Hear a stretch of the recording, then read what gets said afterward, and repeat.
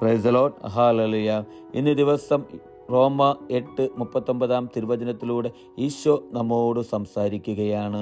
ഉയരത്തിനോ ആഴത്തിനോ മറ്റേതെങ്കിലും സൃഷ്ടിക്കോ നമ്മുടെ കർത്താവായ യേശു ക്രിസ്തുവിലൂടെയുള്ള ദൈവസ്നേഹത്തിൽ നിന്ന് നമ്മെ വേർപെടുത്താൻ കഴിയുകയില്ലെന്ന് എനിക്ക് ഉറപ്പുണ്ട്.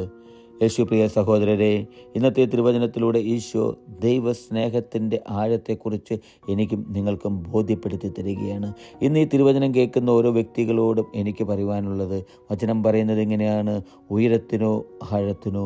പ്രിയപ്പെട്ടവരെ, ഏതൊരവസ്ഥയിലൂടെ ഞാനും നിങ്ങളും കടന്നു പോയാലും വചനം പറയുന്ന ഒരു സൃഷ്ടിക്കും നമ്മുടെ കർത്താവായ യേശു ക്രിസ്തുവിൻ്റെ ആ ദൈവ സ്നേഹത്തിൽ നിന്ന് നമ്മെ അകറ്റുവാൻ സാധിക്കുകയില്ലെന്നാണ് തിരുവചനം നമ്മെ ബോധ്യപ്പെടുത്തി തരുന്നത്.